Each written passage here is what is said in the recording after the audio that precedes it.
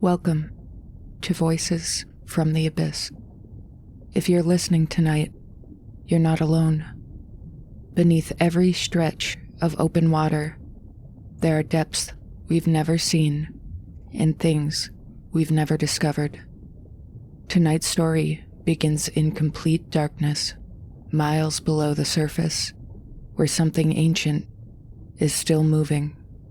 So settle in, get comfortable, and listen closely, because far below you, something is awake.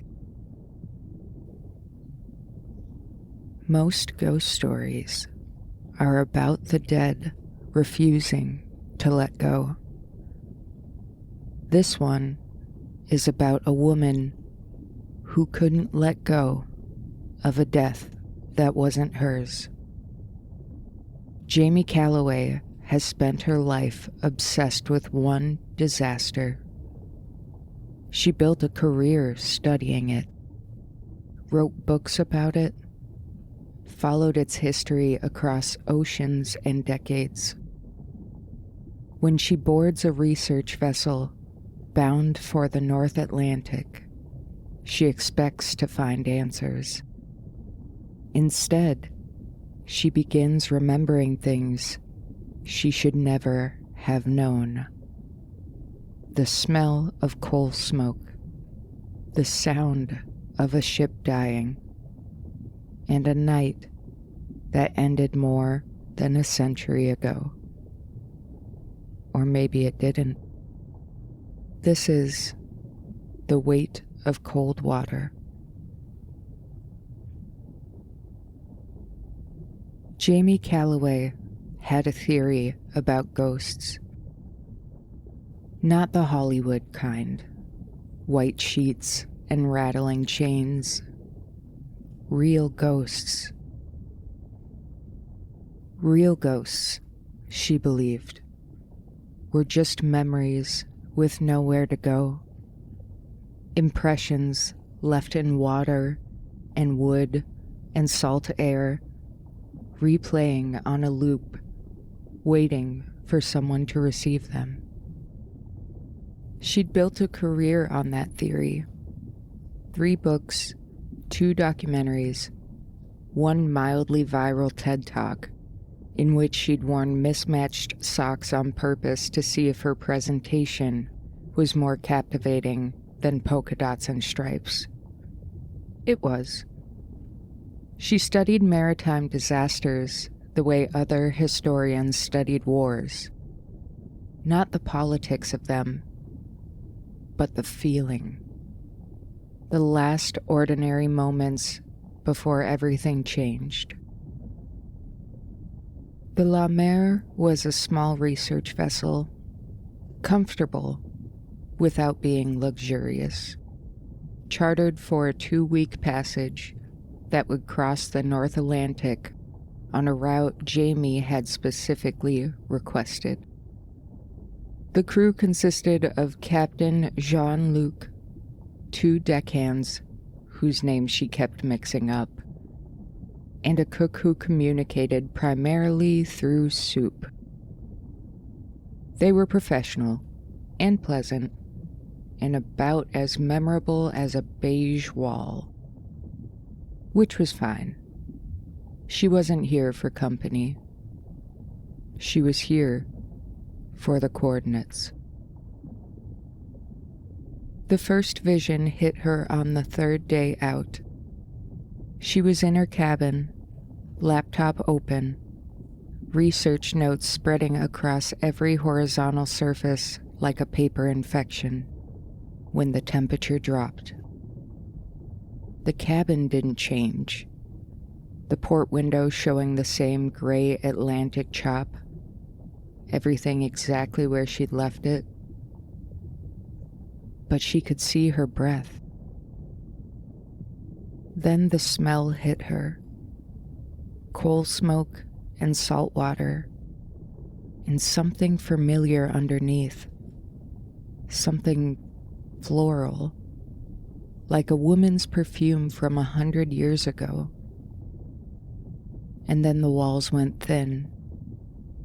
It was as if the wooden barriers surrounding her lost all of their earthly matter and turned into specters. Visually solid, but looked like they would allow passage if she were to place her palms against them. She grabbed her recorder and said, "Day 3. Something's happening." Noting it. Then it passed. The temperature normalized, the smell evaporated, and the walls went solid. Jamie took a moment to process what had just happened. "Okay," she said aloud to nobody. "Okay. That's new." She typed up the incident with slightly shaking hands and poured herself a glass of water. She finished it in one long pull and took a deep breath. Later, she would think about the fact that she had not considered for a single moment asking to turn the ship around. How it hadn't even occurred to her as an option. There was a memory here with nowhere to go. She would be here to receive it. The second vision came 2 days later, on deck, in broad daylight, which felt personal.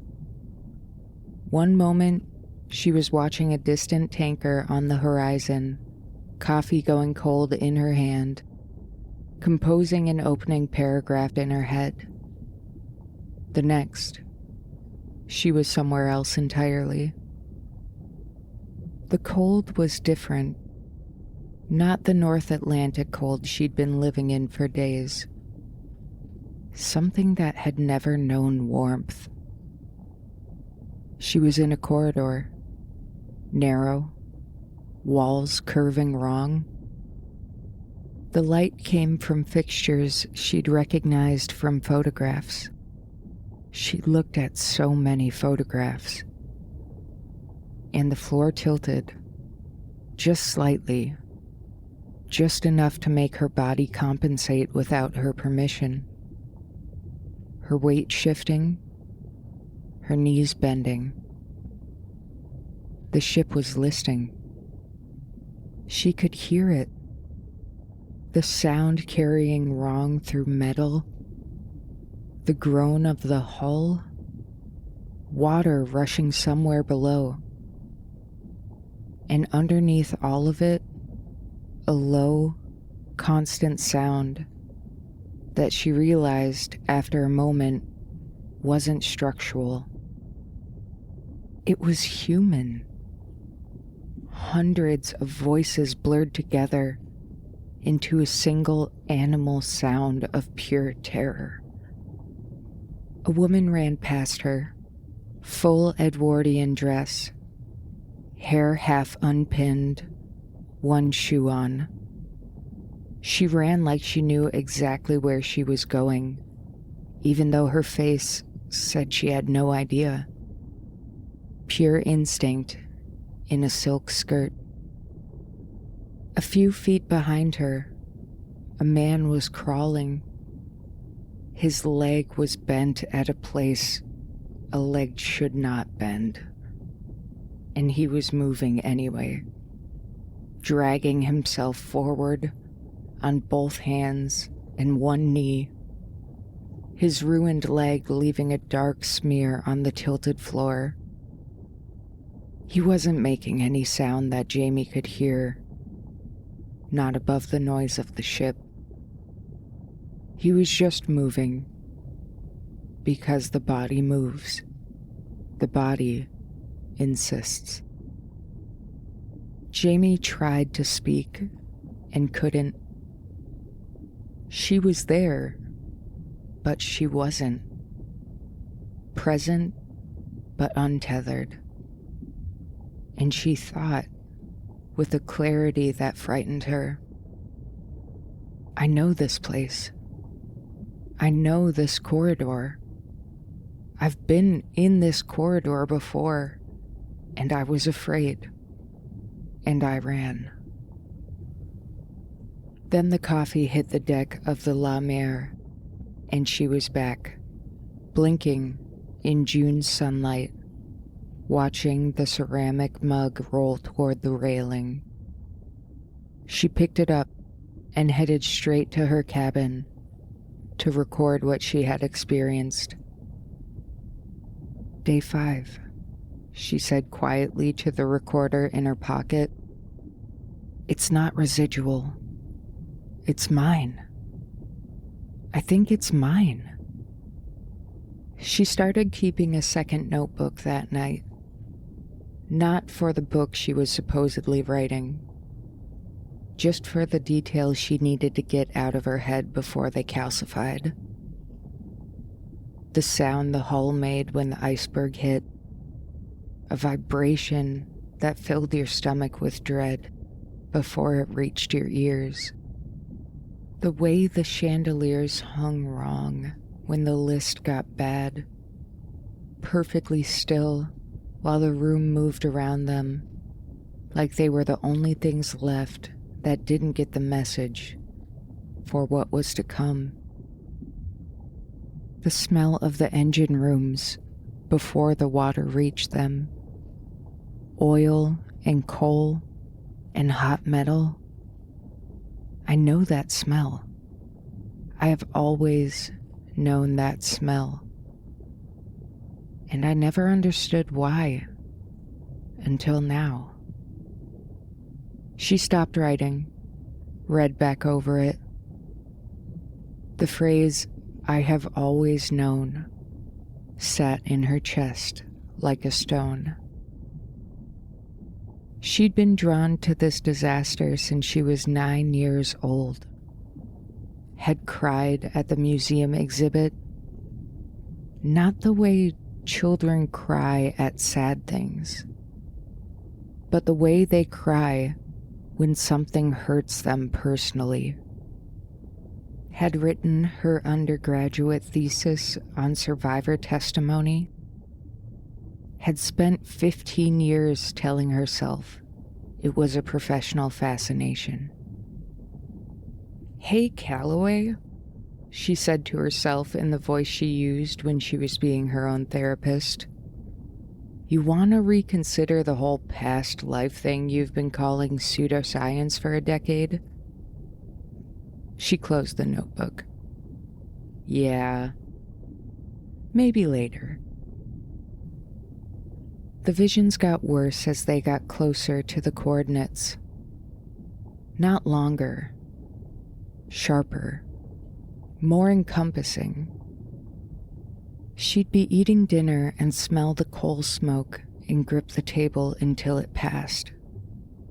She'd wake from sleep already sitting upright, the sensation of water at her ankles so specific she'd look down at her feet before she remembered where she was. She started sleeping in her clothes. She told herself it was for practical reasons and didn't read any further into it. On the 7th day, she had a vision that lasted long enough for her to see someone die. She was in the first-class stairwell. She knew it from photographs. The grand staircase, the clock, the wrought iron banister. But it looked nothing like the photographs anymore. The stairs were at 30 degrees. People were climbing them on hands and knees, clawing upward.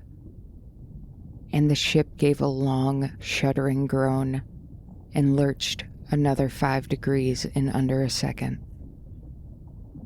A man lost his grip. He fell sideways into the banister. The iron caught him across the midsection, and he folded over it. And then the ship lurched again, and a section of the railing gave way.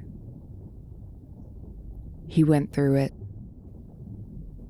He didn't fall far.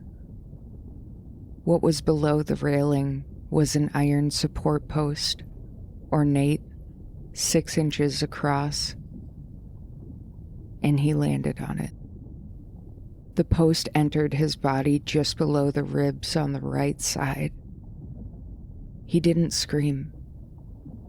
He made a sound that was much worse. A single, sharp exhale. His remaining breath didn't leave through his mouth, but through the now gaping hole in his lung.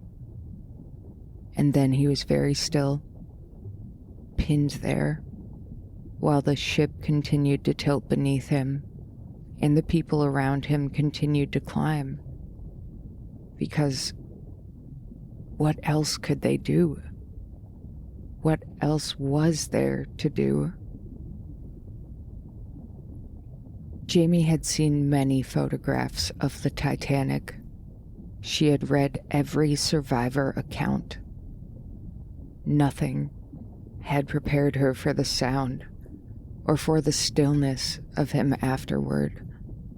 The way his hands kept gripping the broken edge of the railing, even after everything else had stopped. She was back on the La Mer before she could even process what her eyes had just given her. She sat down on the deck floor, put her head between her knees, and breathed. Then she took out her recorder. "Day 7, she said. Her voice was a little rough, but it worked. It's not a historical echo. It's a memory. It happened to me." She paused. "I'm okay. I just need to note that this is escalating, and I remain on the ship by choice. And if someone finds this recording later, I knew what I was doing. More or less." She put the recorder away. "More or less," she repeated, quieter, to herself. On the 8th night, the crew stopped being interesting. That was how she thought of it at first. They'd always been background, and now they were just less present. Captain Jean-Luc gave her a nod at dinner that felt slightly delayed, like a recording of a nod. The deckhand, who'd been fixing a winch mount on the bow, was there when she went to check the time, and gone when she came back 20 minutes later. Nothing left behind to indicate he'd been there at all. She noticed, and she noted it. The visions were coming every few hours, and she was tired in a way she couldn't name. A tiredness that went bone deep and felt familiar. Felt like something she'd felt before, in another body, in another century. The coordinates were close. She could feel them, the same way you could feel a storm before the pressure drops. The last vision was not a flash. It was a full immersion, and it lasted, she wouldn't know until after, 4 hours. She came to herself in the first-class dining saloon, sitting on the floor with her back against an overturned table. The floor was at 20 degrees and getting worse. There were dozens of people around her. Some were calm, with the eerie stillness of shock. Some were quietly weeping. A man in a dinner jacket, standing very straight, with his eyes closed, as though he was waiting for a bus. She knew this place. not from photographs, from the angle of the floor beneath her, from the way sound bounced off the wood paneling, from a scar in the table leg 6 inches from her left hand that she knew was there before she looked at it. She knew what time it was without checking, because she knew how long they had. She knew what was coming. She had watched it come before. The chandelier above the saloon swung on its chain as the ship shuddered. An enormous thing, hundreds of crystal drops, swaying in slow arcs above the people below. The people who were thinking about lifeboats and family and God. She looked up at it. The ship listed another degree. The chain groaned. She opened her mouth. "Move," she said. Then louder. "Move! Get away from—" The chain gave. The chandelier came down. She had heard it described in survivor accounts as an enormous crash. The accounts were understating it. The fixture weighed over a ton, and it fell 20 feet. It didn't land on empty floor. The sound was massive, and wet, and wrong. And what followed it was not screaming so much as a single collective human sound, and then individual voices separating out from it, one by one, each one distinct and terrible. She was on her feet and moving before the crystal stopped raining, because she had been here before, and her body remembered what to do, even when her mind was white with horror. She pulled the woman out from the debris by her arm. The woman's face had a long cut across it from hairline to jaw that was bleeding freely, sheeting down her neck and soaking into her collar. And the woman was not making any sound, just staring at her own hands as if she'd never seen them before. Jamie pressed her own scarf against the wound and said, "Hold this. Hold this. You have to hold this." And after a moment, the woman's hands came up and held it, and Jamie moved on, because there was nothing else she could do. She told herself not to look back. She looked back once. The woman was still holding the scarf. That was the best Jamie could offer her, and she knew it, and kept moving. A man sat against a far wall, 50s, kind-faced, watching the room with the exhausted clarity of someone who had moved past the stage of fear into something quieter. He looked at Jamie. She looked at him.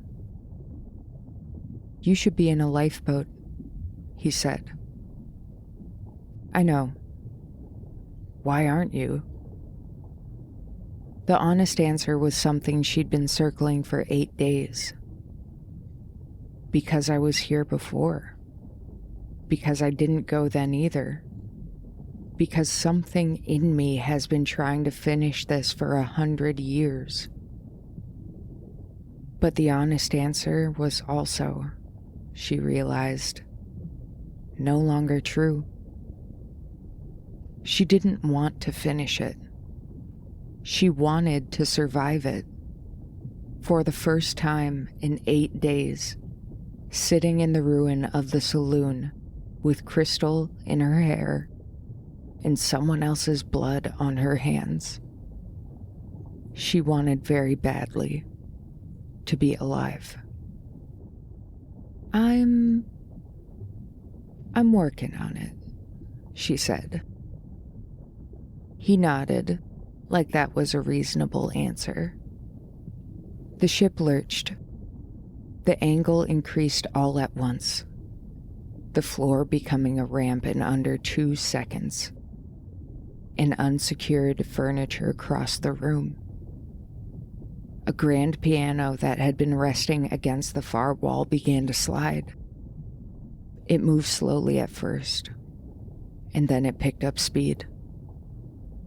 The man in the dinner jacket, who had been standing with his eyes closed, did not have time to open them. The piano crossed 12 feet of tilting floor, and the sound it made when it carried the man into the wall was something Jamie would not forget in whatever life she was living. The collective sound of 200 people in that room was the saddest thing she had ever witnessed. And then she was in the corridor, because the body decides. It does not care about past life guilt or the poetry of completion. Run. She ran. She ran through corridors she knew. Her feet knew the route before her mind did. The cold was extraordinary now, pushing through shin-deep water. Her brain was calculating her survival. Water rate, time remaining, distant to the boat deck. And in the meantime, her body found a stairwell. She climbed it on her hands and feet like an animal fighting for its life. Around her, people were doing the same, and some of them didn't make it, and she didn't stop for them. She couldn't stop for them. And that was its own kind of horror. The clarity of triage. The body pulling her forward past people whose faces she would also carry forever. She thought, I'm going to make it. I'm not going to make it. Both things were true at once. She came through a door. She was on the deck of the La Mer. Her knees hit the metal, and she caught herself on her palms. She stayed there for a moment, breathing, waiting for her body to realize it was no longer in danger. The night air was warm. June. She could feel the difference between this cold and that cold, between alive and the memory of almost not being. She stayed on her knees for 30 seconds. Then she stood up. The deck was empty. Not quiet at 3 a.m. empty. Empty. The quality of silence on a vessel with no crew is different from the silence of a vessel with a sleeping crew. She could feel the difference before she fully understood it. She walked to the bridge. The door was open. The instruments were live. The engines were running. The La Mer was underway, cutting north-northwest through black water at 12 knots. And there was no one at the helm. "Hello?" she called. No answer. She looked at the navigation display, at the heading, at the radar. The shape on the screen was large and stationary and very close. She looked up through the bridge windows. In the darkness ahead, enormous and pale, lit only by the running lights of the La Mer itself, the iceberg. Oh, you have got to be kidding me! She grabbed the helm. The wheel moved. She hauled it hard to port. She didn't know how to sail. She had never known how to sail. She'd specifically noted that in her book proposal as a charming detail. And the ship began slowly, too slowly, to respond. The iceberg filled the windows. She did not close her eyes. She had done that before. She was almost certain, in the last moment, that she had closed her eyes, been tired enough, and cold enough, and beaten enough to just let it happen. And she was not going to do that again. Whatever comes, you look at it. She hauled the wheel hard. The ship turned. The iceberg passed close enough that she heard it. Ice scraping hull. A long, low grinding that went through the metal and into the soles of her feet and up through her whole body. And then, silence.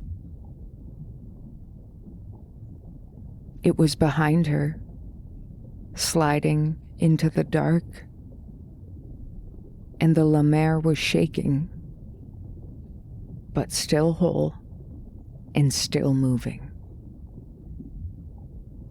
She stood at the helm with her hands locked on the wheel and her heart making an unreasonable amount of noise in her chest. She stayed there for a few minutes, and then she started laughing, an obvious response to the current situation. "Okay," she said, to the empty bridge, to the black Atlantic, to whoever or whatever had needed her to be here. "Okay, I got in the boat this time. Are we good? Can we be done?" The ship hummed under her hands.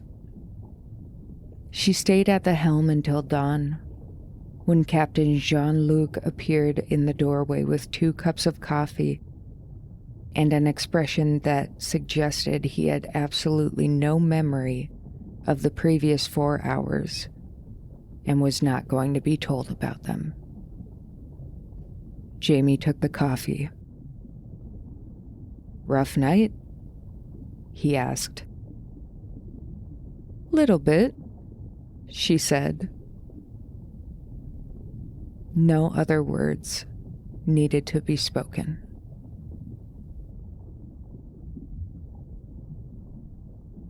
Thank you for listening to Voices from the Abyss. If you enjoyed tonight's story, make sure to follow so you don't miss what rises next. And if you find yourself near the water, listening, just remember, not everything beneath the surface is asleep. Good night.